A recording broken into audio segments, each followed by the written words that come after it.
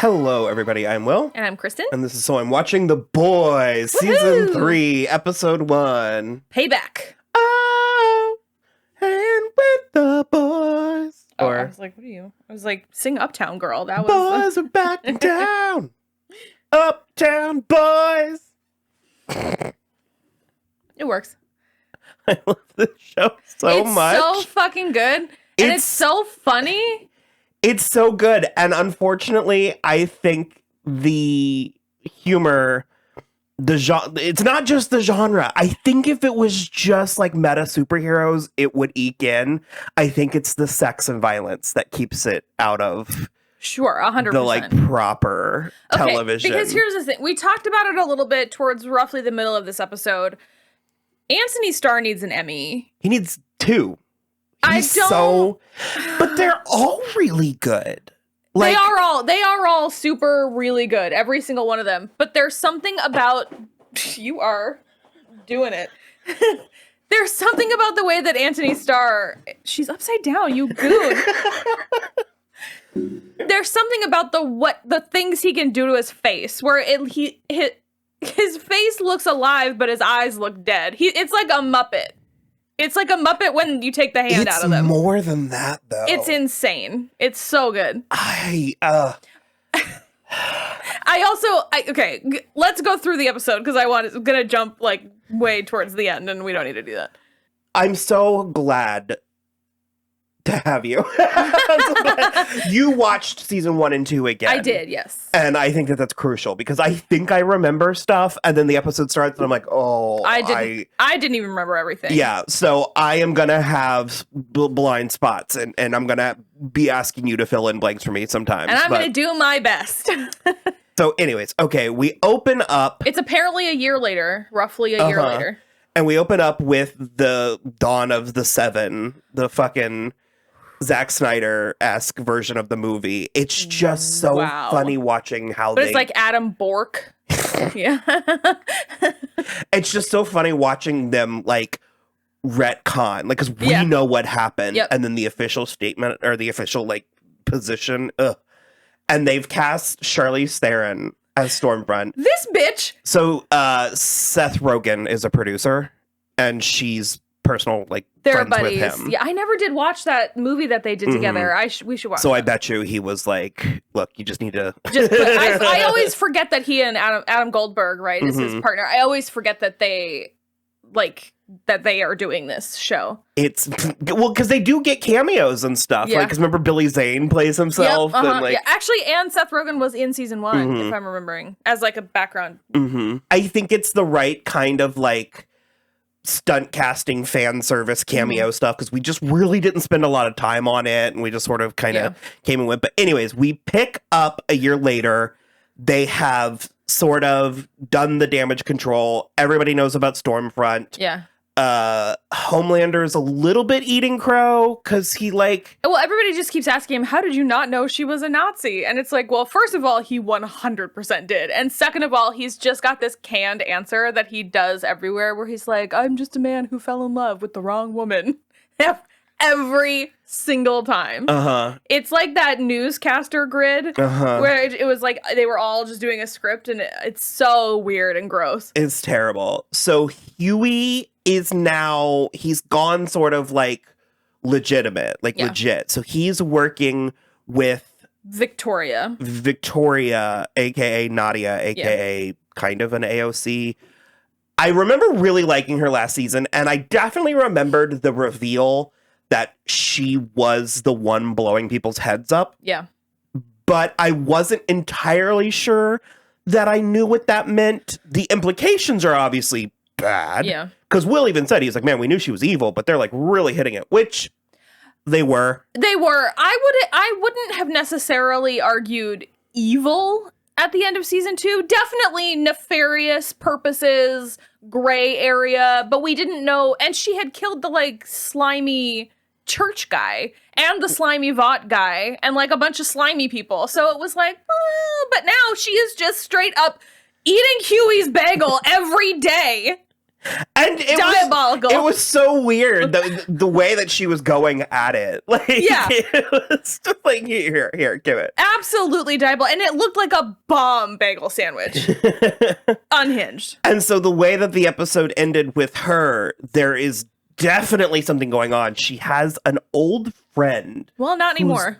She had an old friend who had been trying to track her down, and he kept calling her Nadia, and somehow Huey's the only one that was clocking this dude. Yeah. It was kind of odd, but anyways, he followed her. Well, he got, like, escorted out of the office. Uh-huh. But Huey had to be like, get this guy out of here. Yeah. He was just sitting there staring daggers at in her office. Yeah, it was weird. So Huey stay out of trouble challenge 2022. Huey, keep blood off your shirt challenge. Like, off your face. So he like follows her, and it's like she I guess knew the guy. She leads him down. Something about Red River, because he's like, we need to tell everyone about Red River, about what happened to us. And so I feel like we might be getting into sort of like a Hulk adjacent territory where it's like they got caught in some spill. It's giving me Dania Ramirez Heroes season 2 vibes. No. Well, sorry, that was mean. I don't like that. I think they were like experimented on. Sure, something like that, yes. And now I think she's trying to go like in that case, like Wanda and Pietro. Kind of a place. Or I don't know why. I don't know where that came from, but you're like, no, not anything recent. Dania Ramirez, season 2 of Heroes. A famously well put together season of television. Woof. So she kind of like begged him to leave her alone, and he wouldn't, and then she took care of it. It turns out that she can just explode whatever part of you. She can sort of like isolate. Yeah. I thought that was it. Yeah. But she blew off his hand, his jaw. I'm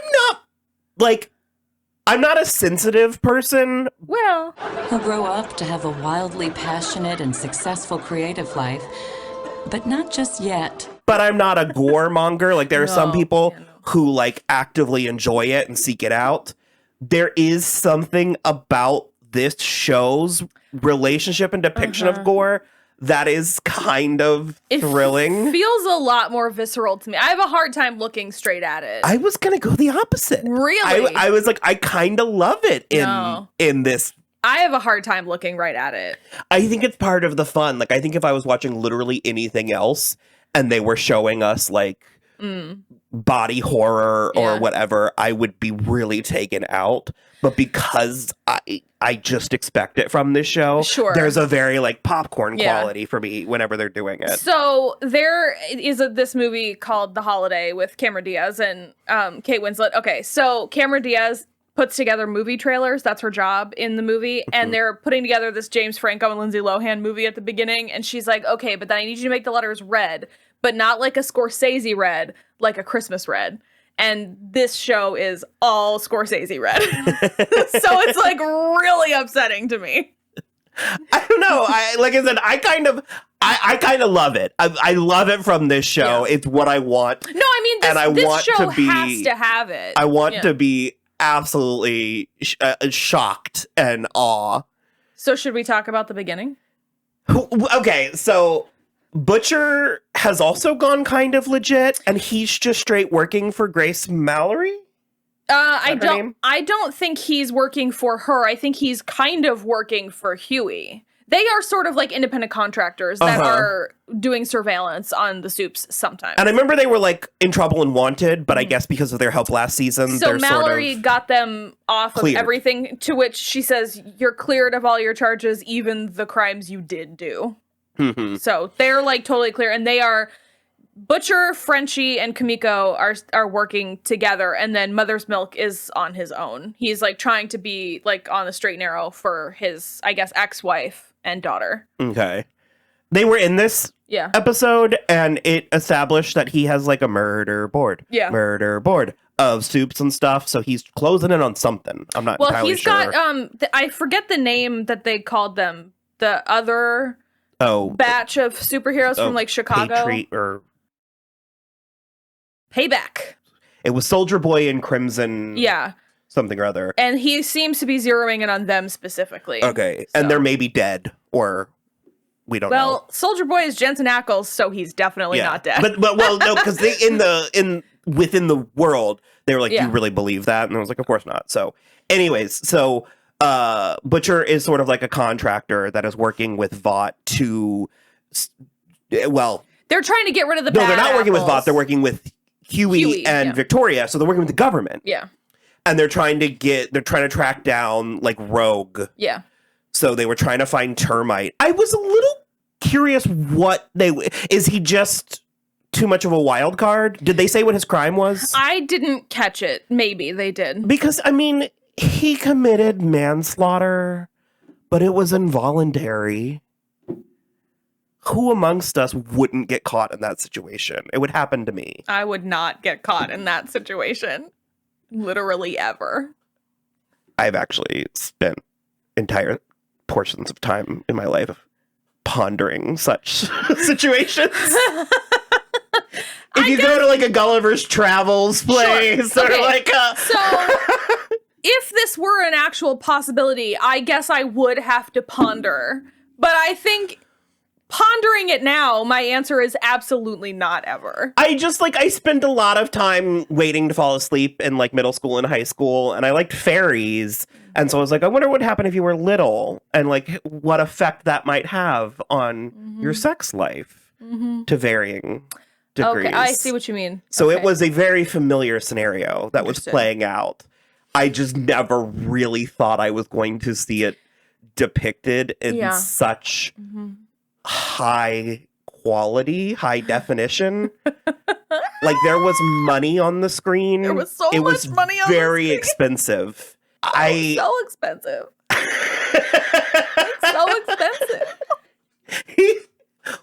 I don't understand the party. He was having a party. There were so You're many. like the context of this party in general. I'm There were confused. so many people there. Yeah. Watching him get little and pretend to fuck a Barbie in a dollhouse? Yeah. I mean, again, there's a novelty to a lot of these scenarios, but I'm like, was that the main attraction of this party? Sure. Or was that sort of... Because also my question is, they had to do work to that Barbie to make Do we think? that any... Do we think? Okay. So who was prepping the Barbie? So someone... Well, he had to have been doing it because he's the only one little enough to... Well, you could drill. And then just leave it Well, that's what I mean, chunky sliced plastic to put your dick into? I have no idea. But also because there was like a woman playing the piano in one of the rooms who may or may not have been part of the larger party. There was so much She's just there for ambiance. Or like she was brought to this party, but she was like, okay, I've had enough. I'm going to go to the empty piano room. That can't, she was like, I need like some fresh air. Because that can't also be the first up on the... Fucking the Barbie? On the schedule. There must have been other things put places. Sure. And I don't know. So Kimiko was there. Yeah. That's her name? Yep. Mm-hmm. Karen Fukuhara. Kimiko was there. There was what I would consider a meet cute. With the girl? Yeah. Maybe. It felt like something. She was singing Dream a Little Dream. I think that she mostly just wants to be able to communicate still. Okay. I think that's part of it. I'm not negating a meet cute. I think a meet cute would be great, except for if she breaks Frenchie's heart, I'll kill her. So good luck. No, I know. She would rip me inside out. So then this dude who's like really into the thing takes... I think it's his party. Oh. So Termite was... Like the guest of honor. Okay. So then I don't know. It was so weird. So then they go into the room and... They do some coke. Yeah. I don't know. He gets all small and then crawls in his penis. And then sneezes, which we saw it coming, but there was part of me where I was sort of like, this can't be the first time this has ever happened. That he's crawled inside someone or sneezed while he was inside them? Both. I don't know. It was a lot to process because he seemed real shell-shocked when it was done. He freaked out super hard about it, which makes me think that it was the first time. Okay. Maybe not the first time he went inside someone, but the first time he sneezed and blew them to smithereens. I also was just like, so I was anticipating it happening, but I was just sort of thinking he was going to like blow the guy's dick off. Right. But it was... And it was the whole thing. I can't decide if we need to be spending more time on it or less. Probably less. Probably less? Okay. Price of admission alone. No, it was incredible. And so then Butcher puts him in the bag of Coke and shakes it. He like shakes it up. Well, first he tries to get up Frenchie's ass, and so Kimiko has her hand all up and around Frenchie's whole undercarriage. And they get him a couple of times, but he's got that Ant-Man strength when he's little, so he can like flip them all around. And then Butcher gets him in the bag of cocaine and shakes him all around. He almost ODs. And so Butcher contemplated killing him, but didn't. Yeah. And also none of it really went anywhere because he struck some deal with Terminex or something. Yeah, so... Which again, it's like, I mean, we have no reason to believe that he was trying to kill people. No. I want to know what his crime was, but was he just a wild card? Was I would he just, imagine like, unruly? It's something like that. Okay. I don't know. I'm not trying to come down real, come out as a termite sympathizer. But I call them like I see them. Come on, guys. So Huey and Starlight are going well. Yeah. I'm not interested in this jealousy plot of his. It's like, I would hope that it only lasts like 1 or 2 episodes, because if this is like what causes them to break up or something, I'm going to be like, come on. And Huey has to know that he's dating up. Yeah, but it's also such weak, low-hanging writing fruit that I'm just sort of like, that can't be what they're doing unless there's like payoff for it later. She's another one I'm constantly saying, but I actually think she's really good. She's Erin great. Moriarty. Yeah, I she's think great. that she doesn't quite get enough credit for, because it's a slightly difficult character to pull off. Kind of like the goody two shoes or like the moral compass. I really, Starlight and Homelander are my favorites. Well, she's like hosting this reality show. I think it's to pick who else is going to be in the 7, because right now there's only 5. And so there's like a drummer boy who she dated like a long time ago, whose name now is Supersonic or something like that. And so they are like just being friendly with each other, and Huey had a little bit of a conniption. So Ryan is with Grace Mallory. Yeah. They're still like in hiding somewhere. I don't know that there's really much that Butcher is seeing him. Butcher's still really, I'm on your side, where he's like, we can't just like create another like monster.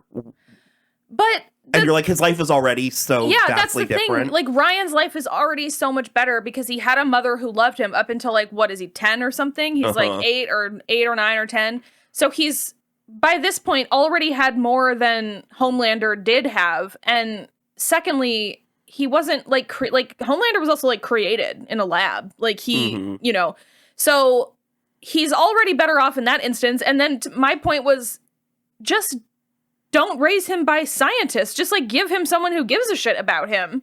And like, you know, it's, I don't know. Butcher is really concerned about that. And so was Becca, if I'm being honest, was really concerned about that. And I'm like, well, you're already. I mean, it's a concern. It's a concern, but it's like, I don't think that I'm not sure that Homelander's level of narcissism and sociopathy is a nature. I don't think that's directly inherited. So we have Ashley is banging what was his Adam name? Bork. The Bork for me. It's the Bourke. Bork. Deep is still in his patented deep thing, and maybe has acquired himself a slight Lady Macbeth. Okay. Yes. I can't decide if it's just because I love Chase Crawford, and then further to that, I can't decide if it's just because I love Nate Archibald on Gossip Girl, but he is giving me so much of that energy where he's like trying his hardest and he just does not understand anything that's happening. So he thinks everything is just cool. He's like the new Leah Remini because he's like brought down this like cult church, and it's just so hilarious. I think Chase Crawford is so good at it. It's so funny to me. We did have Simon Pegg back, that felt loaded. That he like, who was the guy? He knew someone, or it was like a. And he gave them Huey's phone number because he really likes Starlight. And I was like, oh, you can't do that. Doesn't feel amazing. Stormfront's not dead, but she's missing parts of both legs and part of her right arm, and she's still with Homelander. That scene was like stomach churning. Like it was like so it made me feel bad. I think he's keeping her in his room in the tower, but also what I think is even more, I think it's sure it's stomach turning, but I think it is hilarious that she is still on this master race thing, and because he can't be bothered. He literally is like, no, oh my god, we don't need a master race. And like she's trying to jerk him off. He's just trying to take over the world. Yeah, but she's like got principles, or she's got like a. She's like, I still need to be a Nazi though. And it's like, would you that to me is so funny. Because usually the Nazi thing would be the thing people can't get over, right? But to have him be like, no, this isn't even what brought me to you. Yeah, like, no, it's a side effect of. It was so weird and it was so funny, and I just and he's also just so frustrated with her single-mindedness because when she goes on too long, he just takes his dick back and walks away. I don't think he came. No, we would have seen in his face. It's twisted. No, it's what I want twisted from this show. Yeah, but yet there are so many points where I'm like, oh my god. Yeah. I think that's about it for the first. Well, both A-Train and the Deep both got kind of up in Homelander's face because he's pulling really badly, and so he then menaced them both into like apologizing, and that's A-Train's maybe getting fat. But that's when the Deep's Lady Macbeth wife was like, what the fuck did you just do? Well, and also they're making Starlight co-captain of the Seven. I like it. Oh, and Maeve is working with Butcher. A little bit, yeah. She's feeding him information, and she gave him the like 24-hour V little capsules. Yeah. And also Jim Beaver's running for president. So, which that's super fun. He's been in previous seasons as well. Yeah, V24, it's like it gives you like temporary superpowers. You for like a day, maybe. So it's still an R&D. Yeah. Boy. I'm excited. Okay, well we're gonna watch episode 2 and we'll be back. See you later. Bye.